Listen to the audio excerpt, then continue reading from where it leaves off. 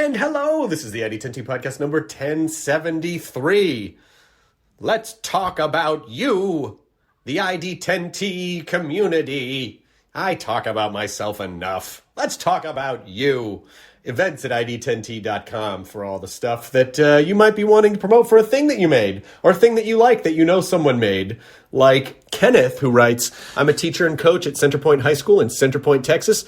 During the quarantine time, we were providing instructions to our students from home. I had an idea. My idea was to create a YouTube channel with which I could share information with my students and anyone else who was interested.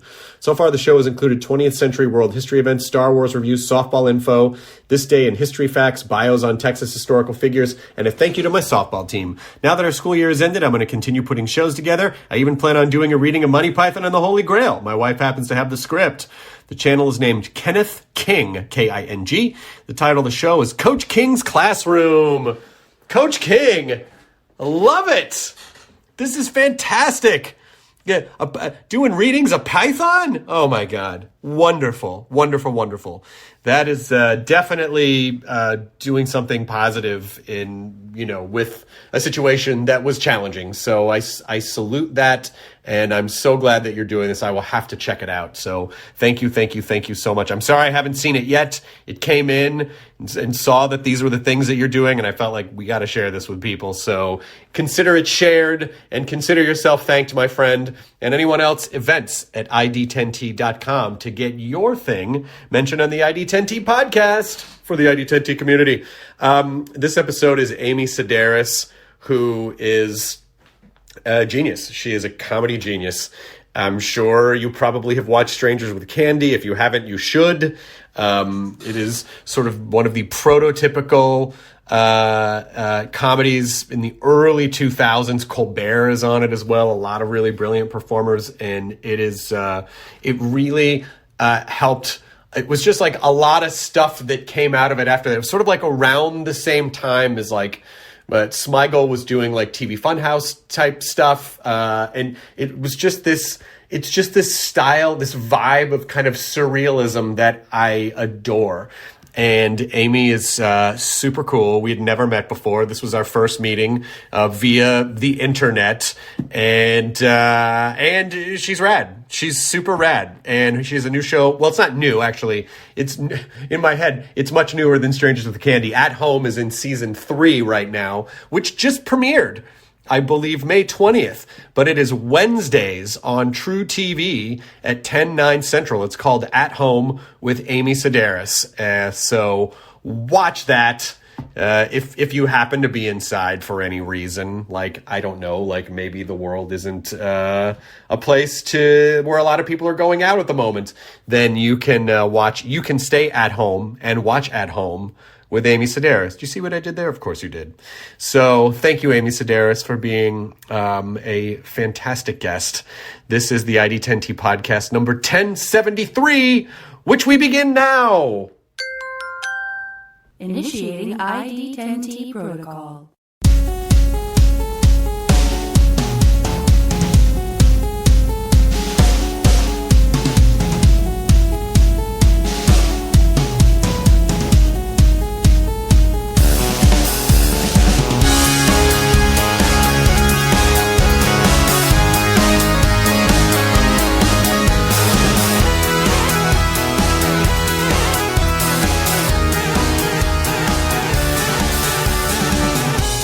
But what's the vibe in New York right now? Well, because it's so nice out, there are more people out right now. You see some people wearing masks, some people not wearing masks. There's still lines into the grocery store. But you still get I don't know about you, but I still get yelled at a lot. No matter what I'm doing, I feel like I'm constantly getting yelled at. Stay behind the line, pull your mask up. Cause I go to the park every day to feed the squirrels. I got hazelnuts for the squirrels. Yeah. And, I'll pull my mask down to whistle. And then sure enough, I've got someone yelling at me. I'm like, oh my God, I hate people. I fucking hate them. That is such a fundamental difference in LA. We live not too far from a park, and when we've driven by, we're like, well, no one's wearing masks. People seem to be clustering in groups. No one is saying anything. In LA, people just don't. And I don't know if that's because everyone's kind of like, hey, man, you got to just everyone got your own thing. Or if it's just everyone's too focused on themselves. I don't know. But it is funny or that maybe they aren't as crowded as it is in New York City. Because my brother David's in North Carolina at the beach. He said you'd never know there was anything going on. No one wears a mask, no gloves, everything's opened. He said it's like nothing. You don't hear sirens. Must be nice. I mean, I don't know. It's just funny. Maybe it probably is the crowding in New York, but it's also like, hey, you can't take the New York out of it. Like New York's always going to be New York. There's always going to be people shouting, but I guess that's just that's just sort of the way it is. Have you been able to work at all during this, or were you in the middle of any productions? We are editing the 3rd season. Okay. So we're going to be doing color and sound using iPads. We work on the computer at night using Zoom to watch an episode and give notes. Yeah. And then so we had 4 episodes ready, and now we have to finish the next 6. I mean, the at-home shows, your show's fantastic. It's fun, funny. It's such a great idea. It's just one of those flawlessly great ideas where you're like, oh my God, why didn't this exist before? Well, thank you. But, I wonder because the show feels like we're in quarantine because I wanted that I Dream a Genie living in the bottom of the bottle, So I wonder if that'll work for us or hurt us because we're all sick of being inside. Now you got to watch a show where we're all stuck inside. Nah, funny's funny, Like I don't think, and it's not a show about quarantine. It's just a show at home, Like it's right, okay. Yeah, so I don't get that vibe when I watch it. Like Jesus Christ, can we go outside? Like I don't feel that. Can it be outside with Amy Sedaris? The fuck, we're all at home. What the fuck? I don't know who that troll is. I think it's the same guy who's yelling at you for feeding squirrels. We never. I don't think we've ever met before in person. Never. I've never met you. Yeah. No, I've never met you. Yeah, I've never met you. Yeah. But I feel like our circles are sort of not dissimilar, just in terms of comedy circles. But I came to Comedy Central a long time after Strangers with Candy was around. But you were sort of the epicenter of so many great things and people. But I know that did you start at Second City? Was that? Yes. You did. Yeah. And then was Second City branched off into another group? Is that correct? I was at Second City in touring company in the main stage. That's where I met Colbert and Danilo. And then when I came to New York to do plays with my brother David. I kept taking a leave of absence and coming here to do plays. And then I finally decided to move to New York in 1993. And then TV kind of landed in our lap. Somebody saw a play. They were like, why don't you do this sketch show? So we did Exit 57. I remember Exit 57. That's how that happened. So that's probably right at Comedy Central. So that's kind of how that all started.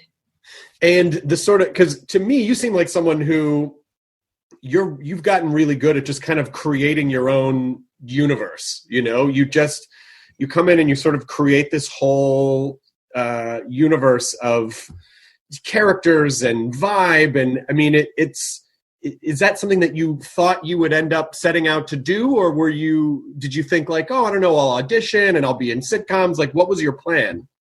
To tell you the truth, it all came from failing first grade because I learned early on that, you're not going to wait and get picked for a team. You're gonna start the team yourself and you're going to pick everybody. So I think that seed was planted when I was little, like just doing my own thing and then bringing people on, getting people involved in it because I just didn't want to fail at the other. Do you know what I mean? I mean, I can fail if I'm creating it, but it's different.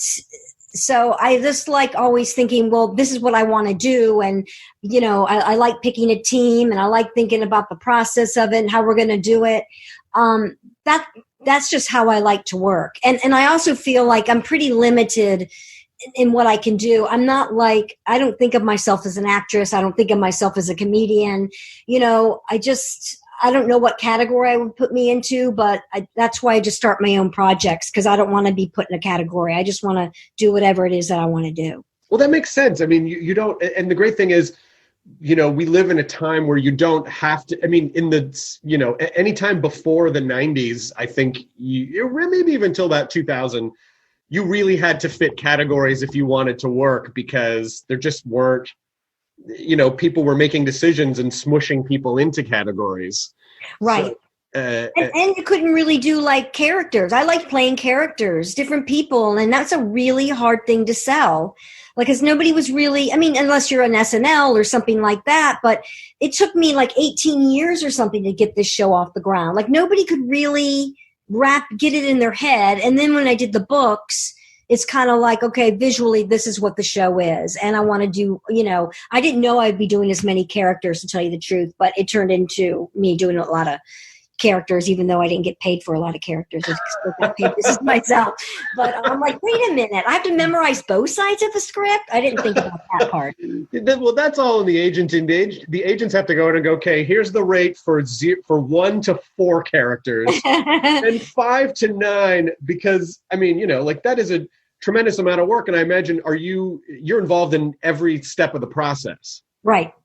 I am. And then what's so great about finding your team or people who can work for you, you don't have to be in, like, with Jason Singleton, who does all the sets, we can go back and forth with references and all that stuff, but I know I can trust him and I don't have to look over his shoulder. Same with wardrobe and hair and makeup. It's kind of nice when you work with the same people and they can kind of, you just have the same aesthetic. Yeah, finding that core team, though, can be... that's a whole separate skill set, is figuring out how to find the team. Everyone vibes. Everyone kind of has the same general vision and goal, and everyone complements each other. That's not the easiest thing in the world to pick right out of the box. No, it isn't. It's like I need people around me always. Yeah. And are you planning on anything beyond this season, finishing this 3rd season, or do you know anything with truTV? No. We don't know. No one knows anything right now. Yeah, no one knows anything right now. I can't imagine. Yeah, I have no idea. It's strange because I feel like the business was already in upheaval because of streaming stuff. And this just sort of accelerated so many things are breaking apart. But I do think that they will all reform, right? Do you feel optimistic about it? I do feel optimistic about it. And then, the thing that makes me feel better about it is everyone's going through it. You know what I mean? Everybody. And we're all going to come out of it. We all have all this time to think. And that's interesting. It's like what you do with your time, what you're thinking about. Sometimes you feel creative. Sometimes you don't. I don't know. But I'm happy I'm back to reading, and I've always been someone into my apartment and cooking, so that hasn't been new. The only thing that's been hard is the technology aspect of it. That's been tough for me. Like, how to set up a microphone and how to plug this in. It's just, it gives me anxiety. You really have to be your own tech person now. And I hate that, because I really feel like, well, since my husband died, that's how I feel. And then when people are like, no, it's easy. What kind of adapter do you have? Or what? I don't know. You can't even make up the words. It's just, Albert was the one who worked the telephone. I don't know. I probably shouldn't have killed him. You roasted chicken. I like this character that's forming. It's like she ultimately killed the husband for some reason, and she probably killed him with the telephone. Beat him. I don't know. A friend of mine is an author, and he writes a lot about Stoic philosophy. His name's Ryan Holiday, and I just saw a thing on his Instagram where he was interviewing one of his mentors, this author named Robert Greene, and they were talking about, during any given situation, do you consider it dead time or alive time? In other words, like what you were saying, like what can you do with that time, since you can't control that's the time you're being given? How do you see it? And I thought that was a really interesting, even just a slight sort of perception shift about how we're viewing all of this time that we have. Right. Do you write every day, or do you have to are you someone who has to be inspired, or do you need a room to like riff? I need a room. I'm not a writer. Like, I don't sit down and write anything except the list. But as far as a group goes, I consider myself more of a writer on my feet, I guess, being an improviser. But if I get bored at any point, I'm always relieved that I know how to read. Like, I'll pick up a book and just start reading. And that's always something I'm always so grateful for. But like my attention span, like I still haven't been able to listen to music that much or sit down and really focus on a movie. Or it took me a while to get to books. It's just been a weird, it's just to get things going. That's been kind of tough. Yeah. I mean, I write all my 10-year-old friends. I write to a lot of kids. And I go to the post office a lot. That keeps me pretty busy. What, are you sending letters to people? Yeah. Oh, that's nice. I was at the post office before I did your podcast. Yeah. And so what's the vibe at the post office? Everyone's like 10 feet apart. They're 10 feet apart. They've got the plastic guards up now in front with a little window. A lot of people are, kind of loud. Like they talk loud. They want attention because I guess they're not getting it at home. Sure. So that's kind of a drag. But other than that, it's dead. So it's great not to have to wait in line, really. Today I waited a little bit, but I haven't had to wait that much. What are people saying in line? I'm going to buy those Lucille Ball stamps. Does anybody? Yes. Give me the stamp with the black nurse on it. With the black, today she's like, with the black newscaster that just came out. Give me 2 sheets of that. I'm just like, oh my God, just talking out loud. And I was telling someone else, it's like everyone's world got so small. It's such small talk now from everybody. You get it when you call, when I call home North Carolina, I get it. I'm going to talk about parks and weather and flowers. And now it's like no one has anything to talk about except the price of ground beef or who has the best bell peppers or trying to get a screen door fixed. It's like, it's really small time news.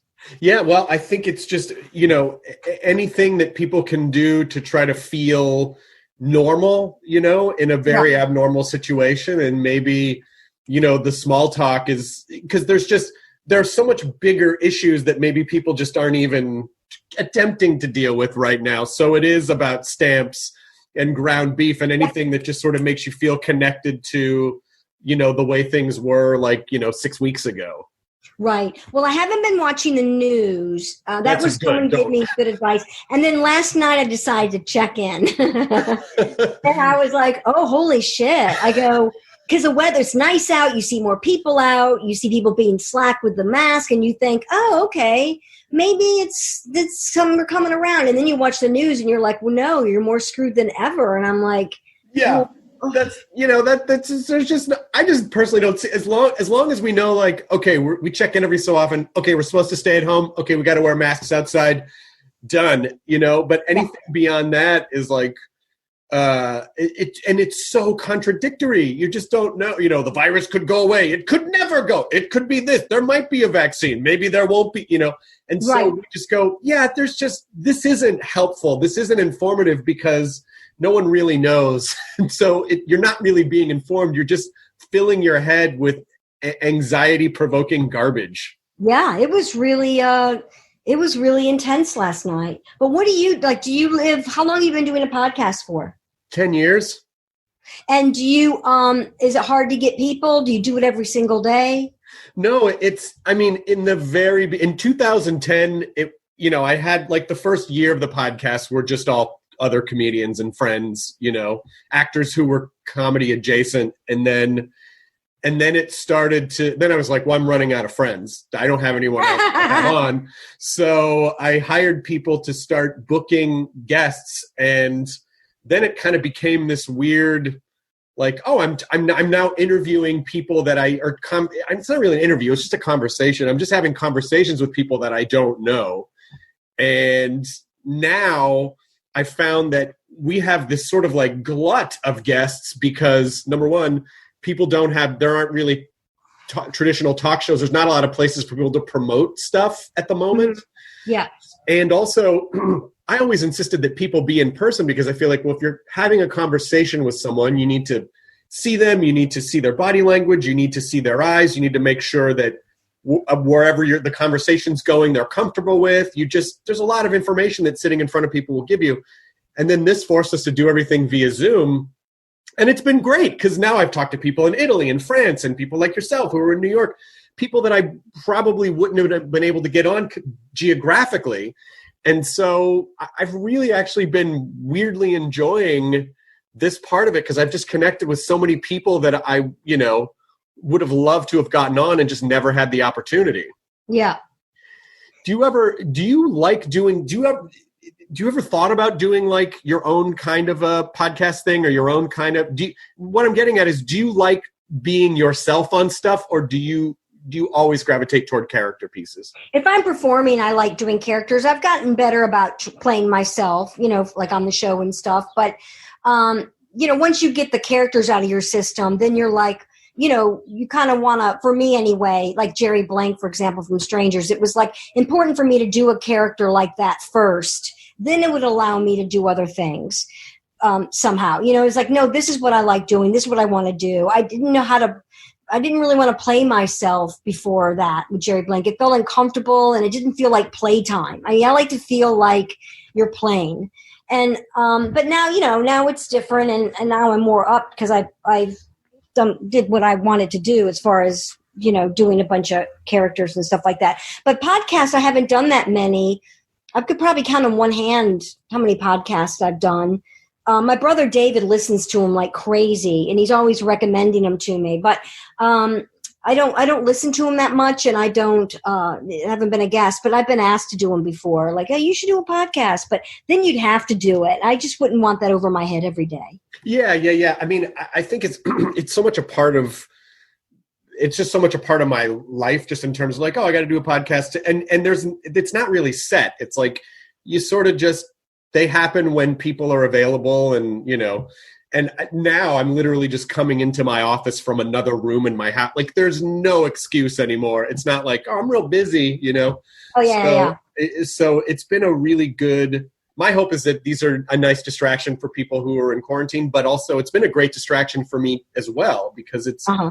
I've just gotten to connect with so many. Don't you ever get shy? Like, let's say you had to talk to Kevin Bacon or something. Like, wouldn't you ever get like, shy? Like I do on the show when guest stars come on. It's like, I get like nervous, and then I'm always like, oh, I don't want to bother them. I don't want, I can't even believe, oh, really? I'm going to work with Michael Shannon? Really? You know what I mean? Or Paul Rudd, or I'm just like, oh my God, it's like, it's really hard. Well, Michael actually was just on a couple of weeks ago from he's his fantastic. Home. Yeah, he's great. Fantastic. So funny. Like, it's so he's funny. Really it's like, funny. Yeah. Why don't you do more comedy? Like he's I guess it's because he's such an amazing dramatic actor that adds to how funny he also is, but his instincts and timing are flawless. Well, he's very aware of, he knows everybody's lines, and in his continuity, he's like, wait a minute, the door was open, or there was a newspaper over here,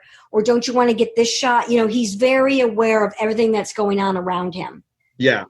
But just in terms of, there was a period of time when I still do get, I mean, I don't know, like I'm a big fanboy of people and things. And so I do tend to get nervous around people, but I've learned how to mash it down. And that was because of a handful of experiences early on in the run of the podcast where I was not able to mash it down. And, like there are just a couple that got away from me because I was just too nervous. And there's sort of like a threshold. And once you sort of cross that nerve threshold, it's the same like if you're doing stand-up or performing live, there's a point where if it gets away from you, that's it. If you can keep it down, like then you'll be okay. But if you get to a certain point, your brain just gets all like knotted up, and that's it. But your bits are only, like I love the bit with the sketch with Matthew Broderick where he's the teen author who's actually his only experience is that he hung out with teens for like a month. Right. They didn't want to hang out with him. But that's only like 2 minutes, so it's like what a great thing for someone like Matthew Broderick. Like, that's your show's so perfect because it's segmented that you can have these really great people on. You're not asking a ton of him, and it was probably really fun for him to come in and do something like that. His when he did the show, it was very smooth. He literally, then I found out later he was coming in from the beach, but he literally walked in. He probably had a half an hour, in his dressing room, whatever, and then he came on set. He did it and he left. I mean, he was there for maybe 90 minutes, not even. I love it when that happens. Is there riffing? Bother anybody. I'm sorry. Do you do riff takes? Do you do sort of an as written and then a riff take? We not really. I mean, we do it the script, and then if someone adds stuff, we don't specifically say, "Oh, hey, now just do one for fun." It just kind of happens within, but we don't just go out of our way to make one take that's just like a fun take. Not every time. But I think maybe what people don't necessarily pay, because when you're doing a live show, I would love to hear your take on the differences between doing like live sketches versus this, because the edit timing on your show is so flawless, and like that editing is also a star of the show because all the jokes have to cut a certain way. So can you just talk a little bit about how your learning process going from stage comedy to like figuring out single camera comedy beats? I know, it's funny. I love working in front of a live audience, and it's even hard to watch people's shows now without a live audience on TV. Right. It does help with the timing. That's the reason you want to be on the show. You get that energy from the audience. But you have the crew, and that counts for everything, even though you can't hear them laughing. But the timing, a lot of it, like some of these shows are like, 10 minutes too long, and it's so hard to lose things. I mean, you can get it in editing, like you said, but it kills me to have to lose so much when we go over like 10 or 12 minutes an episode, because you're just like, no, that was so funny. But it's like you just have to keep ringing it out. And, but I prefer a live audience, and I wish we had one on this show. Are you someone who's good with stuff? Like, do you feel like, okay, this is done, I can put it to bed now? Or do you go back and watch stuff and go, yeah, we could have shaved a half a second off there. I wish we'd used this take. Yes, I have regrets. I started a folder of things that I regret. Like, I'm pretty good at thinking quick in the moment, but I hate it when there's a missed opportunity. And I'm like, damn it, I cannot believe I didn't think of that. Like, right. And there's a lot of stuff, I've gotten last minute, like on Instagram. One thing I like about Instagram is, a couple people I follow, and they'll post like old soap operas or whatever. And, you'll see the way somebody shot something, two actors, facing, like you're in the same direction. Like my back is to their stomach, and they're giving a monologue out. Like there are a lot of last minute things that I got just that was inspired from Instagram. So I love coming up with that, like having the idea last minute. Makes it a lot more fun. That's great. There was another piece on your show that is a flawless bit of comedy, which is the knife sharpener guy, which already is it's just like by itself conceptually, it's just a great concept that there's just a guy with a knife like the bread delivery guy, the knife sharpener guy. But that actor, I wish I could remember his name. David Pasquesi. He's so funny in everything. Yeah. But the beats of that and the sort of the unpacking of his character, do you guys just sort of like run through it all once, kind of find what the beats are, and then just start covering it? Yeah. Well, with that Pasquesi, he comes from Second City. That's where we met him. And he adds a lot of, he knows that character, and he'll bring something to it every time. He's just flawless. He always knows his lines. He just brings on that extra layer, and he's so professional. But with David, you trust him as far as, not everyone can improvise. That's why we're always like, oh, let's stick to the script. With David, whatever he's going to add is going to be, really, really good. Half the time better than what we have on the page. But, he's really, really good this season. Like, we gave him a lot of stuff to do this season, but he's fantastic. And so was Cola Scola. They're both like on fire. And Matt Malloy, everybody this season. I think it's probably my favorite season this season. I mean, it's great because it really is like a sketch show, but with a recurring with a foundation and then a recurring arcs. Mm-hmm. And I think Strangers was such a. By the way, it blew me away to see that Strangers was only on for 3 seasons. For some reason in my head, it's sort of like Monty Python, where you're like, well, that was on like 10 years, wasn't it? No, it was only it's only a few seasons. Really? How long was Monty Python on? It was only on for like 3 years, I think. Oh, wow. Yeah, it was just a few seasons, and we all think of it as like, because they did the movies as well, and they and those guys. But even Eric Idle has said before, like, yeah, I mean, people talk about Python like it was our entire lives, but it was really just a few years. And it's ultimately sort of defined our entire lives. We've all done a lot of other stuff. Well, it's funny because we always joke that they still haven't canceled our show. They still haven't canceled Strangers and Candy. Because we always thought, could we do 10 more episodes? Sure.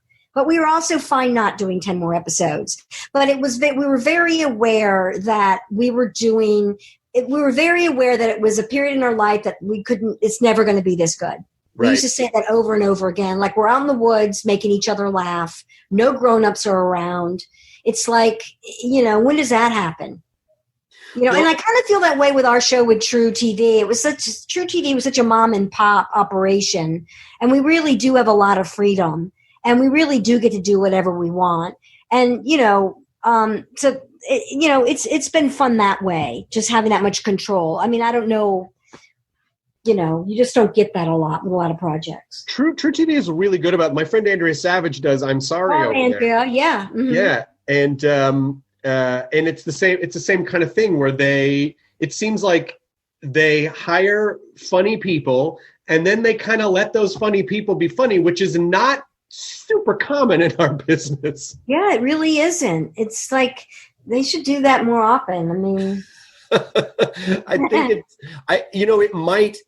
it might happen now because so many companies are, like I said, sort of being ripped apart a bit. And so if there are less like fingers in the pie in terms of notes, and maybe, it'll be a situation where companies will just say, hey, you know what, Amy or Andrea or whatever, we need content. Just go make a show. We don't have the bandwidth right now to super get involved. We'll give you a budget. You just go make it and bring it back to us.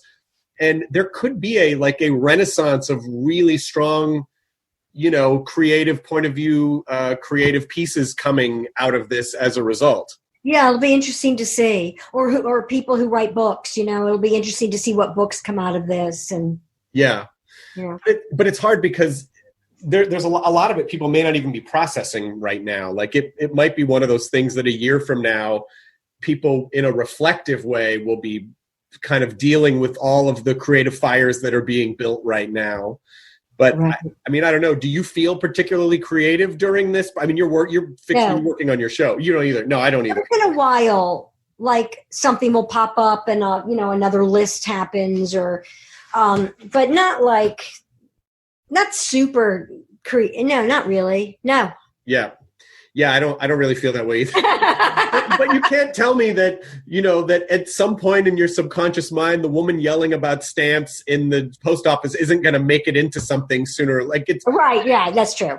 It's all being fed in there at some point. I would imagine it's gonna come out. Chris, do you live by yourself? No, I'm married. My wife and I, we don't have any kids, but we got a puppy about 2 or 3 weeks before. Oh, that's fun. Yeah. What kind of puppy did you get? He's called an Otterhound, and there aren't that many of them left. And so we lost our cat in December, and she said, well, I don't want to do cat again because it's just too emotional for me, but I would love to get a dog. And then, she's found this breed that there aren't that many left. And she was like, we have to save them. And so we got this, they're just like these big kind of dopey Irish wolfhound cousins. So they get enormous. But he's been a real sweetheart. Do you have pets? I have a rabbit. Oh, you do? Yeah, 7-pounder. Oh my, is that big for a rabbit? Yeah, it's big bunny, yeah. And I found out, I've had Tina, I had her for 4 years, and then I found out that Tina was a boy. Oh, nice. So when I got Tina, they said she was a girl, and then I had found out. I was like, are you kidding me? And it made a lot of sense. So I've never had a male pet. Does Tina, now this is a great, I don't know anyone who has rabbits, so Do you hold her? Is she cool? Like, do you just let her? Rabbits don't like to be picked up because they don't like to be off the ground. They like to be more in control.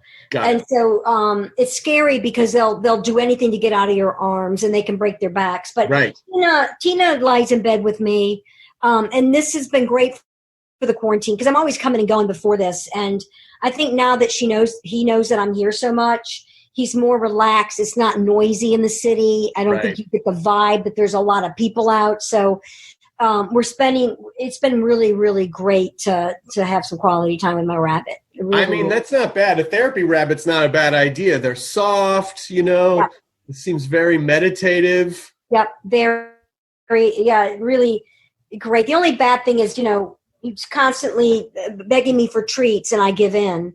So I've put a little weight on the rabbit. So I'm trying to watch that. It's hard. How does a rabbit beg? He'll circle around my feet to the point where I might trip. And then we have like certain chairs that he'll hop on. He'll hop on the bed, do circles, nudge me. He gets his whiskers really close to my face, like things that he knows annoys me. Like they just know. They friggin' know. And you're positive it's not to trip you so that you break your neck and then he can snack on your flesh. You're positive? Maybe. Yeah, they know. I always think of our pets as like, oh, they're like a member of the family. But I always think, well, if I died, the dog would totally eat my face. Like it's hard. Sometimes I think like they're still animals. Yeah, don't they start with the eyeballs? They probably start with the eyeball. Well, they don't want you to see them do it. They feel a lot of things. That way. But have you and your wife had any major fights, or has it been hard or pretty easy? No, it hasn't. Occasionally there's just like a dumb squabble that isn't really about anything other than, every day is the same day. And it's like, oh, the dog is being crazy. Why don't you? It's just like stupid stuff like that. And then afterwards we're always like, okay, well, that was dumb, but not, but there hasn't been any major, even actually they just extended our stay at home order by like 3 months. And she was like, well, we're going to be, we're together for 3 more months. And I'm like, great. And she's like, great. Like there's no sense at all. Like, I got to get out of here. Like, I feel very happy that we get to be stuck together. If that makes that's good. Sense. Yeah. But I wonder what that would be like to be with somebody. I don't know. I think I like being by myself. I can't even imagine that I'm sure, when all the dust settles, you'll sort of look back and see all the people who were sort of using their busy lives to distract themselves from being in a not great relationship, who now are really kind of having to either fix the relationship or figure out like, well, we shouldn't be together. Right. Yeah. Right. I know a couple that decided they're going to split up when this is over. Oh, really? Well, who knows? Maybe by the time it actually is over, they'll be like, but we worked it out. Yeah, maybe. So the stay at home, so they're extending it 3 months from now. What do you mean? That's what they said, but then they were like, what? Anything could happen, but probably 3 months. So, it's we're getting a lot of confusing messages in California because they'll be like, nobody leave. Okay, you can leave, but you can go to the beach. Okay, you can't go to the beach. Okay, you can go to the beach, but just you have to be active. You can't just sit on a towel. Okay, now you have to wear masks everywhere. Okay, nothing's going to be open. All right, some restaurants will be open, others won't. You can drive up. Like it is a little. There are a lot of mixed messages, and again, as people who aren't consuming the news every day, we're just like, fuck it, we'll just make food at home. But I don't imagine people are going to wear masks in the summertime. No one's going to. It's too hot, man. It's just too hot. It is hot, but they're saying it's mandatory now. So I don't. We wear them when we walk the dog because we're like, you know what? If the only thing if it helps, great. But if it also sends a message to other members of the community that we are in this together and taking this seriously, then that's also a good reason to do it. Right. Yeah, I know. I just have a couple more questions about Strangers, which is, you must get asked this all the time, but that is one of those shows that you could, at any given time, just, say to Colbert and everyone else and Danella, like, hey, you guys want to just do a thing? Like, Community just did a Zoom reading together, and I don't know, is it anything that you guys ever talk about? No, we don't. I did the Jerry Blank character I do this season on the show. She's a detective, but it's the Jerry Blank face, which is funny because I haven't used those muscles in a while, the muscles in my face. Right. So, and I was every character in that scene. So the muscles I would use for my Patty Hogg character were different muscles in Jerry Blank's face. So it's like my face was on fire this season. I don't know. I never thought I'd do Jerry, a version of Jerry again. But so never say never. Maybe one day we will, but we never talk about it. I would really love to, and maybe this is just something that just boils down to experience and instinct, but to understand how you're able to take characters that are very like far out there characters, and still manage to ground them in something without everything spinning out of control. I feel like Zach Galifianakis does that on Baskets too, where you feel like he's playing his twin brother and Louis Anderson is his mom. How is any of this? And it works. Like there's something. It does work. I love that show. Yeah, it's like there's a real grounding element to it, and Strangers was like that as well. And so is that a conscious thing, or is that just an instinctual thing to kind of keep everything from spinning out? Well, that's what makes it funny when you ground it more. Like when you do a silly character, outrageous character, but then you give it this weight to it. I mean, it's like opposites, you know what I mean? So it just works better. Then it's not like, I can't even compare it. Then it's not just like it makes it more of a character, and it's more fun to play because you're convinced it's a real character. Cola Scola, who plays Chassie Tucker on the show, he's really good about it too. Like Cole does characters really well.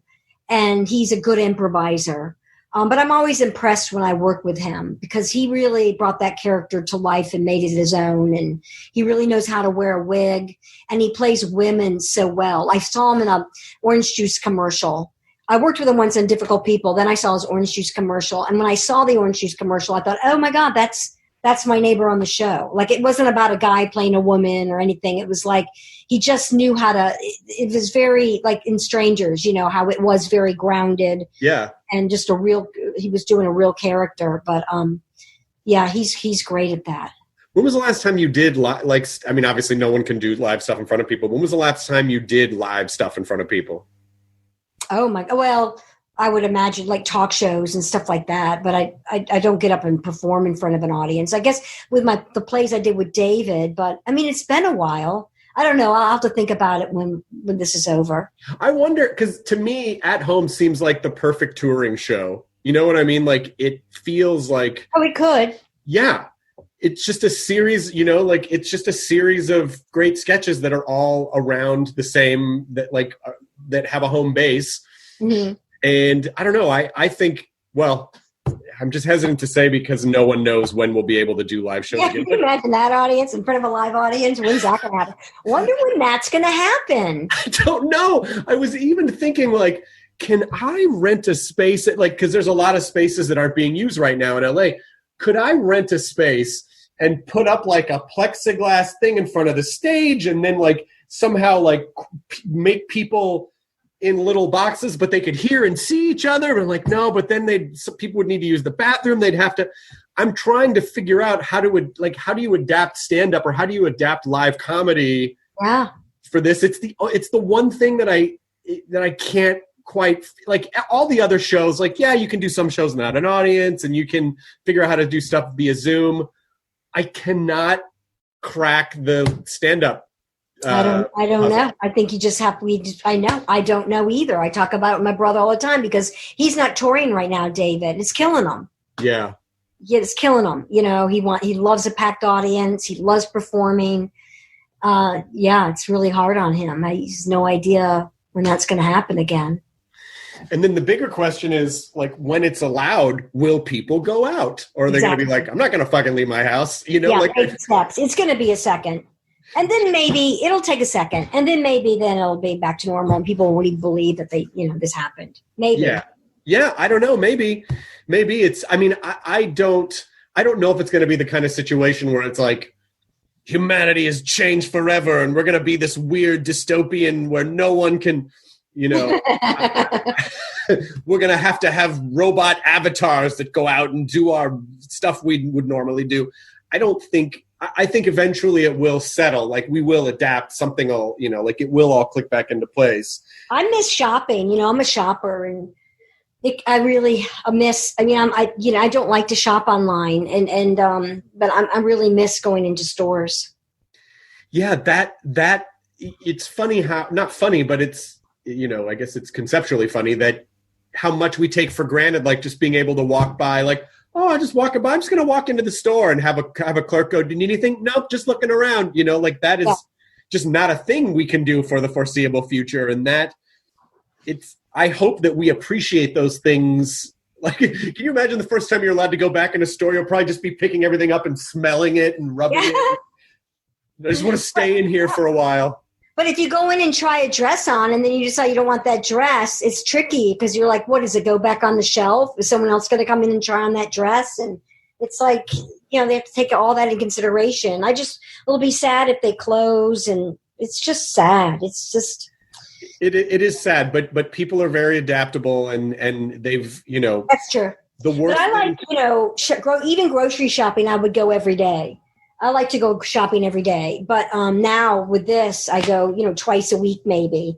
But, you know, I got used to it. Yeah, you do get used to it. I mean, I guess it's sort of like, I don't know, this is the stupidest example, but I have a little bit of tinnitus, and it's not enough to drive me crazy, but it's enough that when it's quiet, I hear it. And when I first started getting it, I was like, I'm going to tear my fucking ears off my head. I can't handle this. And someone goes, no, you just get used to it. You just sort of, you know, and they were right. Most of the time I'm not aware of it at all, even though it's there if I were to really listen for it. Right. So I guess we just have cultural tinnitus at the moment. I don't know. I really do. I mean, I hate to be, I don't want to bum people out by being like, hey, let's try to find the positive, guys. But I do think that there are opportunities, yeah, you know, to be more internal and learn who we are and develop things. And so I'm just hoping that people are at least able to be able to do that, to feel like they have some sense of control in a situation that none of us can control. Right. But I can't imagine. I always think of the people that, you know, you don't have savings. You don't have any food. You have a family. You can't feed them. I mean, worrying about a paycheck. I mean, it's bad for people. It's really bad. Really extraordinarily bad for a lot of people because especially in America, where I think there's a general sense of like, it'll be fine. Shit happens in other places, but not America. Right. And then like literally overnight, everyone's world changed. And so I do hope that the people, I don't know, it is that kind of thing. Like, how do you help those people? How can we help those people? What do we do? What's the sort of general foundation that just helps the most people, you know? And I know there are a lot of really great organizations that help feed people and help, but even like, you know, like seeing restaurants around town that have shut down, it's like, what's that staff going to do? How do we, some of them have Indiegogos, like, do we just go around and give money to those? Like, what's the best way that we can be helpful to those people? Right. Yeah. I don't know. I don't know either. I really don't know. I think we all hope that I think there is still hope. Like what's the sort of seed of hope that kind of drives you every day? Do you just not think about it, or do you have a thing that kind of like fires you up and keeps you going? Well, it always helps when it's sunny outside. No kidding. I mean, it gives me hope. Like a nice day really sets my mood. If it's, you know, cloudy, it just seems more depressed. It's a little something. It helps. It's everything. If it's a sunny day. Yeah. Or a nice day outside. It just makes a big difference inside. Did y'all just get a snowstorm, or was that in other parts of the... It did snow, but it didn't, just for a second. But that was really nice. The weather's been beautiful. And just to get outside is nice. You know, I see more birds and more squirrels and more animals and nature. You notice more. You notice buildings more. It's really, I mean, when I walk, I don't wear headphones and, you know, I just walk to walk. But, you know, I notice everything now even more than I did before. And that's been a good positive thing. That's really nice. Sometimes it takes a tragedy to create awareness, you know, because it's so easy to get caught up every day and, just be distracted by a million things so that we feel like we're busy, and then really being forced to notice and be aware. That part I don't think is a terrible thing. And I don't know. I do hope that sticks. I hope that sticks for a while. Usually when there's some sort of a tragedy, people get really aware for like a second and then they just get back into their lives. But this is such an extended thing. Oh my God, it's endless. I know. Endless. And then in the fall, you're going to have cold season. It's like cold and flu season. It's just like, I just can't afford it. I don't know. Everything brought us to our knees. I mean, are you a catastrophizer? Not really. Good. Yeah, I just find that when those sort of catastrophic, like what about the fall? What about the winter? What if there's a second wave? I really have to stop myself and go, you can't deal with any of that. Like, you don't know, could happen, could not happen. Just deal with today. Deal with today. Yeah. It's true. But it's like an AA thing, right? Exactly. Yeah. There is a lot of applicable stuff in there that's not just, for people in recovery, and I am one of them, so I know it well. But I also feel like, that's not just for that's for life in general. It's good to kind of do that stuff. Yeah. But I do feel like your show is a show that because a lot of productions are saying, like, when we go back in September, maybe, or when we go back, like, what does that look like? Do we have skeleton crews? There's no audience. But I feel like At Home is a show that you could do. Could you do that show with very few people if you had to? Well, usually it's just me by myself acting with myself someday. I don't know. Then you got to think of the crew, how tight they are. Right. I don't know. Have you thought about doing anything at home? Any kind of like, Zoom version of anything, or just no, I don't. The computer thing isn't easy to me. Like talking to people on the computer, or, I haven't. No, it just, I get bored with it really quickly. Watching other people's stuff on a computer or on the, I just get bored quickly. You need real world tactile experience. Yeah, I do. Yeah. I understand. I mean, the good news is, when did season 3 premiere of At Home? It's going to premiere next Wednesday, the 20th. And how many episodes did you 10 do? 10 episodes. Great. So that's like 2.5 months right there for people. I mean, what a gift that you got to shoot everything, right? Everything was shot. Yeah, right. Yes. Can you believe it? We finished in the middle of February. Oh my gosh. Yeah, I was doing Andrea's show when this all happened, and her production, like, it was like smack dab in the middle of production. And I think she's sort of in that place now of like, I think maybe who knows, like the people who production. She just texted me today. I have to get back to her. I was like, what's going on with your shows? I don't know anything. Yeah. No one knows anything, but I think she's still working on it and still prepping it and stuff to come back. Cause you have, you would have to, we will, eventually it'll come back, but I don't know. It's very fortunate that you were able to get everything in the can and that it can all go out now. Yeah. Is there anything else, as we're sort of wrapping this up, is there anything else that you, how far ahead do you plan stuff? Is there anything else you still, like, what do you want to do? Like, if you in theory were done with At Home, do you have a next thing that you would want to do, or do you not think that far ahead? I mean, if we did it, I'd be happy to do another season of the show if that happened. If not, I always love it when other people ask me to do their show. It's always fun. But I don't know what that's going to be. I have no idea, and I'm okay with that. And when you do other people's stuff, do you sort of like, because you're not in control of everything, which is kind of nice, right? Do you like just showing up as a performer? Yes. Where do you want me, Chief? I love it. Love it. Yeah.